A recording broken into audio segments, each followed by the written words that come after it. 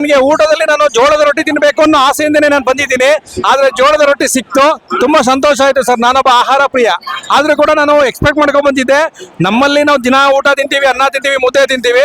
ಆದ್ರೆ ಉತ್ತರ ಕನ್ನಡದ ಸೊಗಡು ನನಗೆ ತುಂಬಾ ಇಷ್ಟ. ಅಲ್ಲಿ ಅವು ಆಹಾರ ತಿನ್ನಲೇಬೇಕು ಅಂತೇಳಿ ನಾನು ಬಂದಿದ್ದೆ. ಅದು ನನಗೆ ಸಿಕ್ಕಿದೆ, ಖುಷಿ ಆಯ್ತು ಸರ್.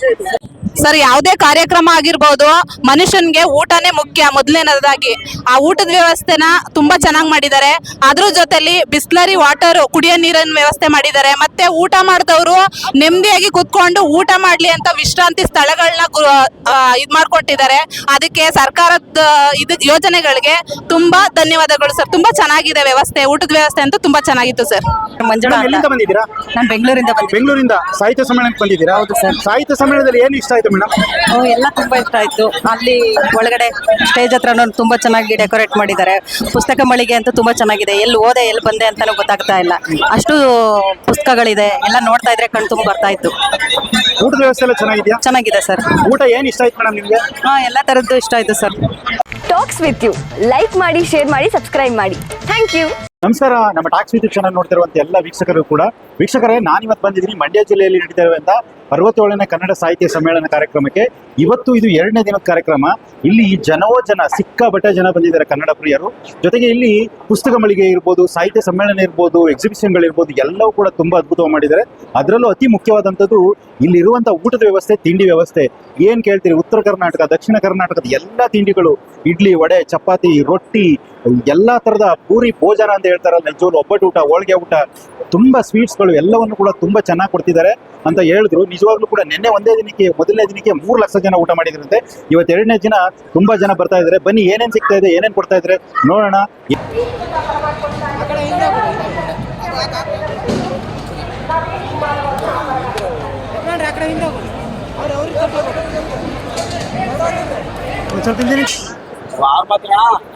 ನೀವು ಆ ಕಡೆ ಅಂತ 5 ನಿಮಿಷ ಮುಗಿರೋ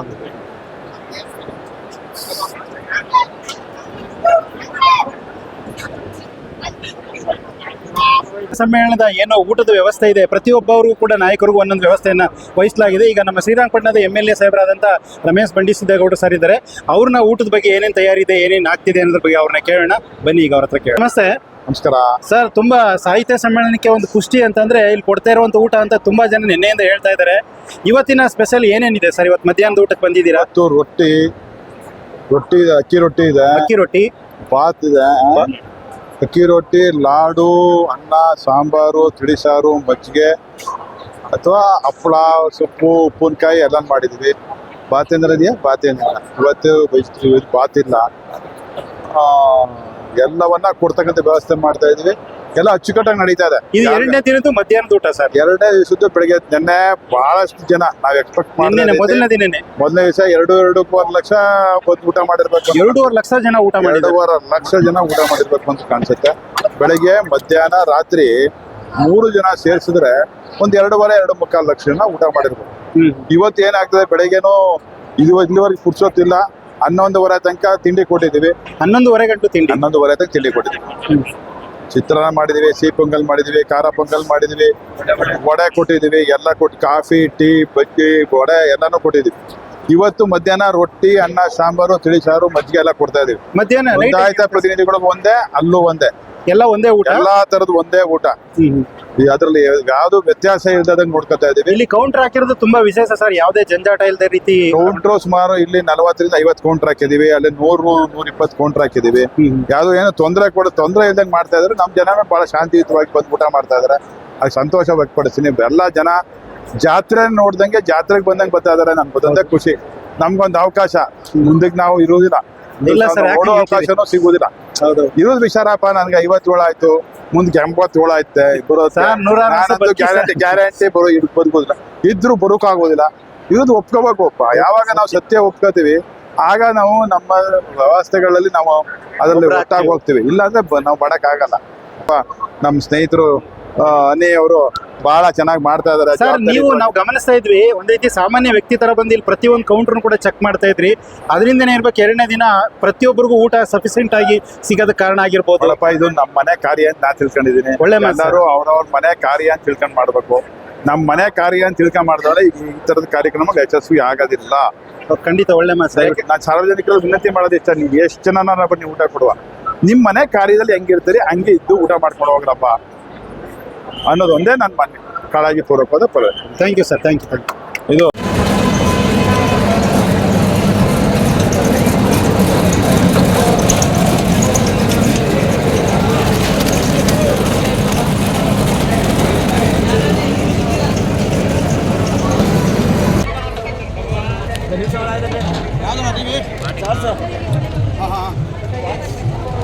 ಹಾಕಿ ಹಾಕಿ ಹಾಕಿ ಬರುತ್ತಾ ಕಣ.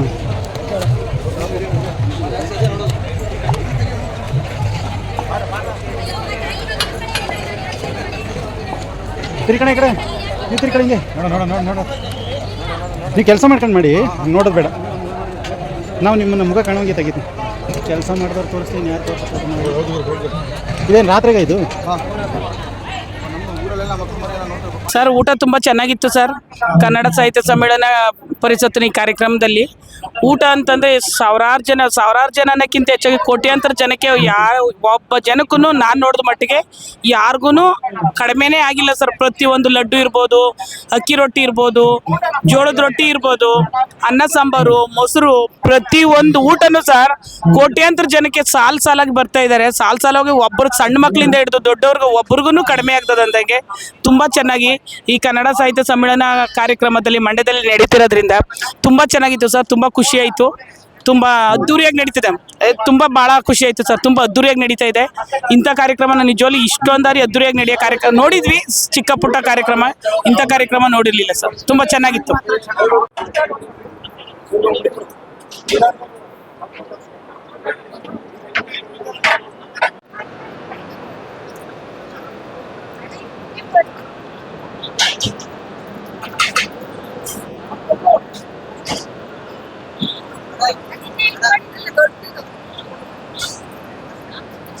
ಸಾರ್ವಜನಿಕರಲ್ಲಿ ವಿನಂತಿ, ಈ ಕೌಂಟರ್ನಲ್ಲಿ ನೋಂದಾಯಿತ ಪ್ರತಿನಿಧಿಗಳು ಹಾಗೂ ನಮ್ಮ ಪೊಲೀಸ್ ಸಿಬ್ಬಂದಿಗಳಿಗೆ ಊಟದ ವ್ಯವಸ್ಥೆ ಇರುತ್ತೆ.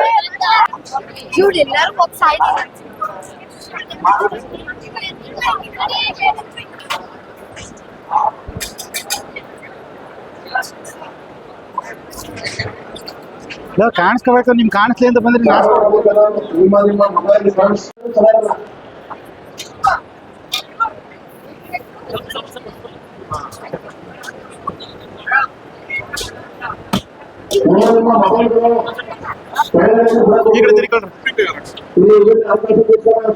ಊಟಕ್ಕೆ ಬಂದಿದೆ ಸರ್. ಇದು 77ನೇ ಸಾಹಿತ್ಯ ಸಮ್ಮೇಳನ ನಮ್ಮ ಮಂಡ್ಯ ಜಿಲ್ಲೆಯಲ್ಲಿ ನಡೀತಾ ಇರೋದ್ರಿಂದ 2ನೇ ದಿನ ಈಗ ನಾನು ಊಟಕ್ಕೆ ಬಂದಿದೆ.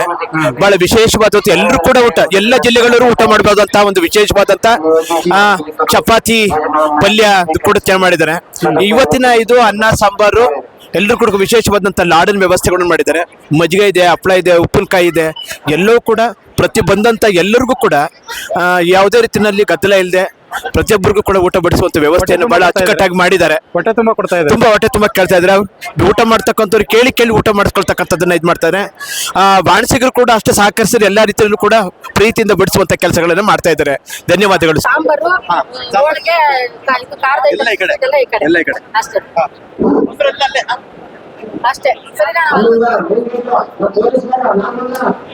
ನಮಸ್ತೆ. ನಮಸ್ತೆ, ಹೇಳಿ ಸರ್. ತಮ್ಮ ಹೆಸರು ಸರ್? ಸಂದೀಪ್ ಅಂತ. ನೀವು ಇಲ್ಲಿಯ ಮುಖ್ಯ ಅಡಿಗೆ ಭಟ್ರಂತೆ? ಹೌದು ಸರ್. ಎಲ್ಲಿಯವರು ಸರ್ ನೀವು? ನಾವು ತೀರ್ಥಹಳ್ಳಿ ಸರ್. ತೀರ್ಥಹಳ್ಳಿ, ಶಿವಮೊಗ್ಗ? ಹಾ ಸರ್, ಹೌದು. ಅಲ್ಲಿ ರುಚಿ ನಮ್ಮ ಜನ ನೋಡ್ಲಿ ಸರ್. ಈಗ ಯಾವ ತರ ತಿಂಡಿ ಊಟಗಳೆಲ್ಲ ನಡೀತಾ ಇದೆ ಸರ್ ಇಲ್ಲಿ? ಸರ್ ಇಲ್ಲಿಗೆ ಉತ್ತರ ಕನ್ನಡ ಸ್ಟೈಲು, ದಕ್ಷಿಣ ಕನ್ನಡ ಸ್ಟೈಲು, ಈ ತರ ಊಟಗಳು ವ್ಯವಸ್ಥೆ ಮಾಡಿದ್ದೀವಿ ಸರ್. ಶಿವಮೊಗ್ಗ ಶೈಲಿ ಏನಾದ್ರು ಇಲ್ಲಿ ತೋರಿಸ್ತಾ ಇದೀರಾ ಸರ್? ಶಿವಮೊಗ್ಗ ಅಂದಿದೆ ಅಕ್ಕಿ ರೊಟ್ಟಿ, ತರಕಾರಿ ಗೊಜ್ಜು, ಈ ತರ ಅನ್ನ ಸಾಂಬಾರು, ಆ ತರ ಎಣ್ಗಾಯಿ ಪಲ್ಯ, ಈ ತರದೆಲ್ಲ ಮಾಡ್ತಾ ಇದ್ದೀವಿ ಸರ್. ಒಂದು ದಿನಕ್ಕೆ ಎಷ್ಟು ಕೆಜಿ ರೈಸ್ ಖಾಲಿ ಆಗ್ತಾ ಇರ್ಬೋದು ಸರ್ ಇಲ್ಲಿ? ಸರ್ ಇಲ್ಲಿ ಒಂದು ದಿನಕ್ಕೆ ಒಂದು 20 ರಿಂದ 30 ಕ್ವಿಂಟಲ್ ರೈಸ್ ಮಾಡ್ತೇವೆ ಒಂದೊಂದು ಹೊತ್ತಿಗೆ. ಒಂದು ಹೊತ್ತಿಗೆ ಟೋಟಲ್ ಒಂದು 70 ರಿಂದ 80 ಕ್ವಿಂಟಲ್ ರೈಸ್ ಖಾಲಿ ಮಾಡ್ತಾ ಇದೀವಿ. ಒಂದು ದಿನಕ್ಕೆ 3 ಟೈಮ್ಗೆ 70 ಕ್ವಿಂಟಲ್ 80 ಕ್ವಿಂಟಲ್ ರೈಸ್ ಖಾಲಿ 80 ಕ್ವಿಂಟಲ್ ಅಕ್ಕಿ ಖಾಲಿ ಆಗ್ತಾ ಇದೆ ಇಲ್ಲಿ. ತರಕಾರಿ ಎಷ್ಟು ಕೆಜಿ ಆಗ್ತಿರ್ಬೋದು ಸರ್? ಸರ್ ಅದೆಲ್ಲ ಲೆಕ್ಕನೇ ಸಿಗಲ್ಲ ಸರ್. ಒಂದು ಅಂಜಾದು ಕ್ವಿಂಟಲ್ ಗಟ್ಲೆ ಲೆಕ್ಕನೇ ಸಿಗೋದಿಲ್ಲ. 2,500 ಜನ ಕೆಲಸಗಾರ ಇದ್ದೀರಿ ಅಂದ್ರೆ ಅಷ್ಟು ಬೇಕೇ ಬೇಕಾಗುತ್ತೆ. ಇವರೆಲ್ಲ ನಿಮ್ಮ ಭಾಗದವ್ರೆ ಸರ್ ಕೆಲಸಗಾರ? ಎಲ್ಲ ತೀರ್ಥಹಳ್ಳಿ ಸ್ಟಾಪ್ ಸರ್ ಇಲ್ಲಿ ಇರೋದು. ಅಲ್ಲಿಂದಾನೆ 1,500 ಜನ ಬಂದಿದ್ದೀವಿ ನಾವು. 1,500 ಜನ ಬಂದಿದ್ದೀರಿ. ಅದು ತುಂಡ ಬಂದಿದಂತ ಜನಗಳಿಗೂ ಊಟ ಎಲ್ಲ ಸಫಿಷಿಯಂಟ್ ಆಗಿ ಎಲ್ಲರಿಗೂ ಯಾರಿಗೂ ಏನೋ ತೊಂದರೆ ಆಗ್ತಿತ್ತು ಇಲ್ಲಿವರೆಗೆ ಮಾಡ್ಕೊಟ್ಟಿದೀವಿ. ರುಚಿ ಕೂಡ ಚೆನ್ನಾಗಿದೆ. ನೀವು ಜನಗಳ ಹತ್ರ ಕೇಳಿ ನೋಡಿ ಹೇಗಿದೆ ಊಟದ ಬಗ್ಗೆ. ಕೇಳಿದ್ವಿ ಸರ್, ಚೆನ್ನಾಗಿದೆ ಅಂದ್ರು, ಅದಕ್ಕೆ ಹೇಳೋಣ ಅನ್ಕೊಂಡ್ವಿ. ಸರಿ ಸರ್, ನಾಳೆ 3ನೇ ದಿನ ಏನೇನು ಊಟ ಇರುತ್ತೆ ಸರ್? ನಾಳೆ 3ನೇ ದಿನ ಟೊಮೊಟೊ ಬಾತು, ಕ್ಯಾರೆಟ್ ಹಲ್ವಾ ಬೆಳಿಗ್ಗೆ ಟಿಫನ್ ಕೊಡ್ತಾ ಇದೀವಿ, ಮತ್ತೆ ಕಾಫಿ ಟೀ. ಮಧ್ಯಾಹ್ನ ಊಟ ಬಂದ್ಬಿಟ್ಟು ನಮ್ಮ ಮಂಡ್ಯ ಸ್ಟೈಲ್ ಮುದ್ದೆ, ಸೊಪ್ಸಾರು, ಆಮೇಲೆ ಬಾದುರ್ಷಾ, ಅನ್ನ, ಸಾಂಬಾರು, ತಿಳಿಸಾರು, ಮಜ್ಜಿಗೆ, ಹಪ್ಪಳ ಇಷ್ಟು ವ್ಯವಸ್ಥೆ ಮಾಡಿದ್ವಿ. ನೈಟು ಸರ್, ನಾಳೆ ನೈಟಿಗೆ ಒಂದು ಮೆಂತೆ ಬಾತು, ಮೊಸರು ಬಜ್ಜಿ, ಕೊಕೊನೆಟ್ ಬರ್ಫಿ, ಅನ್ನ, ಸಾಂಬಾರು, ಹಪ್ಪಳದ ವ್ಯವಸ್ಥೆ ಮಾಡಿದ್ವಿ sir. Okay sir, okay, thank you sir. Thank you sir.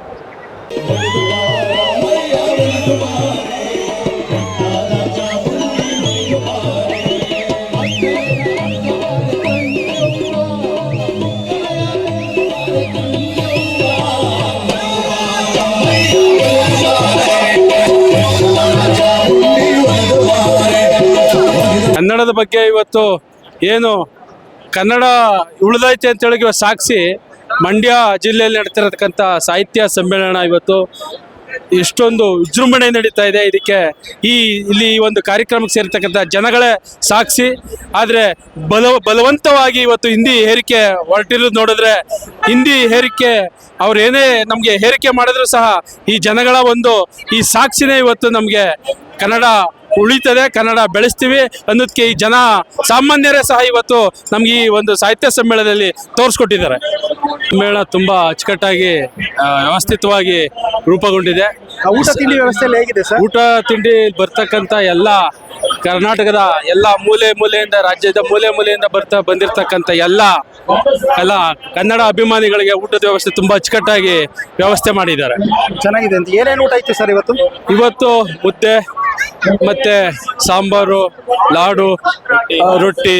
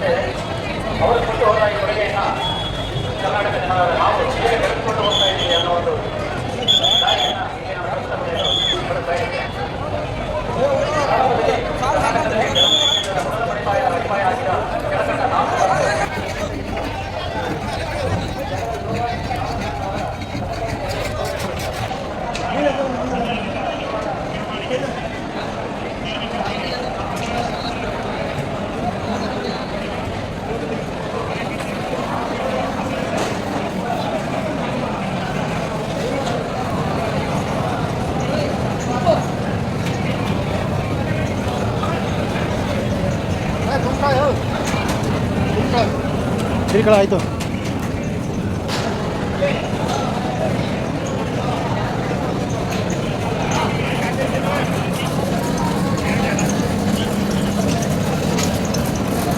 Side